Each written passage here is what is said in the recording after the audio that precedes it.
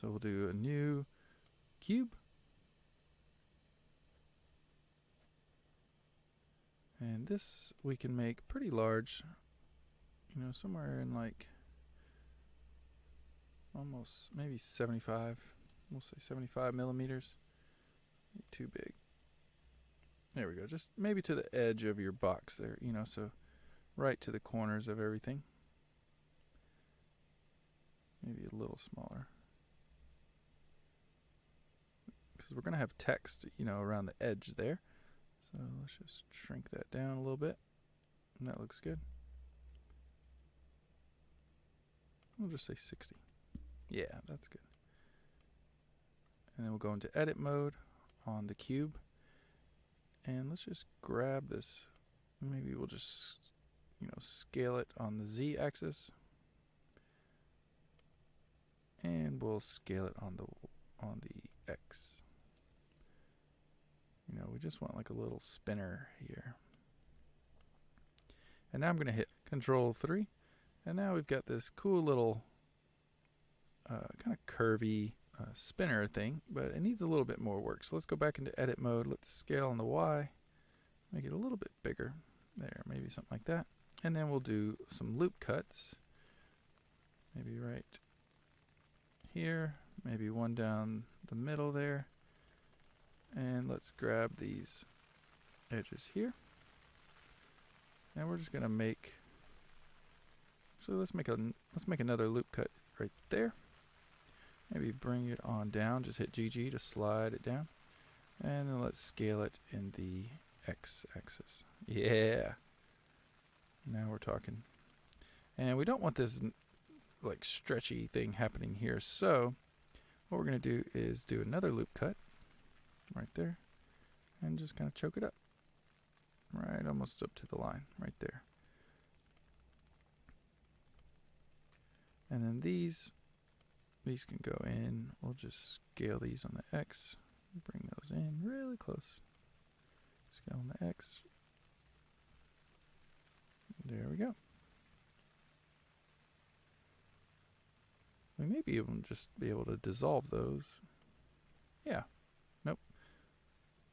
That does not look right. Okay, that looks better. So now we've got this very huge arrow. I'm going to bring these sidebars in just a little bit, so we're going to scale on the X. And we're just trying to make it look kind of like an arrow. Wherever it lands, there it goes. So now we've got a cool arrow. I'm going to select all and maybe scale it on the Z axis. It looks a little too fat, you know, there. That looks pretty good. Let's look at it from the side.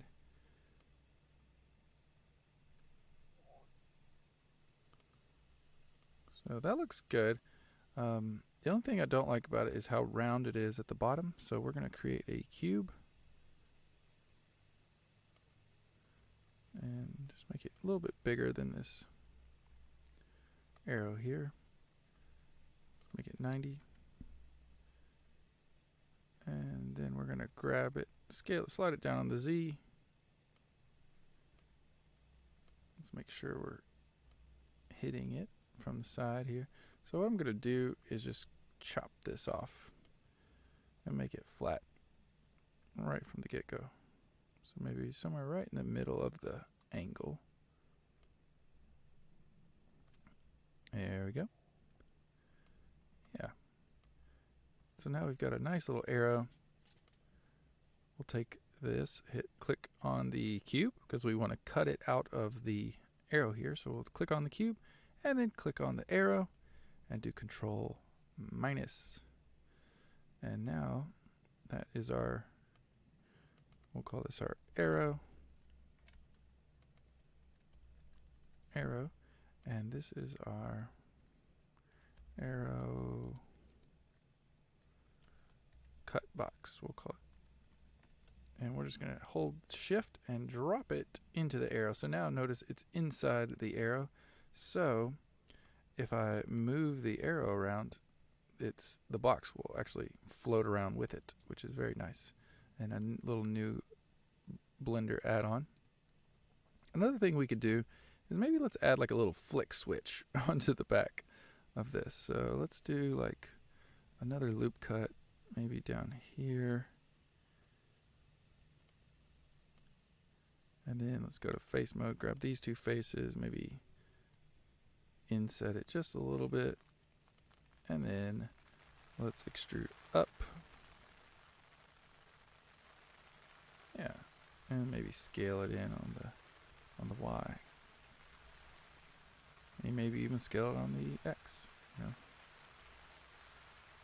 kind of like a little flick switch. It's also going to help to balance the weight because we got a lot more weight on this side with the arrowhead. So this is going to give us a little bit more weight to hopefully balance that out. And you can also flick that part, which I think will be pretty cool. Now let's go back into object mode. We've got a nice little spinner here. I might bring all this in. So let's go into see-through mode. And I'm just going to box select all that and slide it on the Y. So just grab, slide somewhere in there. There we go. And now we've got a cool little base and spinner. So let's go ahead and add some shading to this. For this, we'll add a red. The base can be white. That's cool. And now we're back. So all we need now is the base, maybe like a little washer in here in the middle, and our two clips on the top and the bottom, and some text. And another cool thing, since the arrow is always going to be kind of connected to the base, the base is kind of like the parent, the father of this whole design. You know, everything's stemming from the base. So I'm going to hold shift and bring that into the base. That way if I grab the base and move it around, it will slide accordingly. We can also do the same for the filament. Drop that in.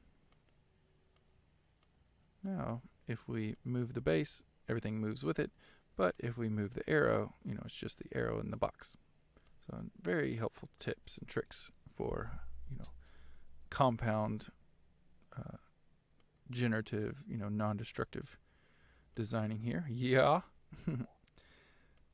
So now we're back in object mode. We also want to cut like a circle out of our arrow here. And then we'll take our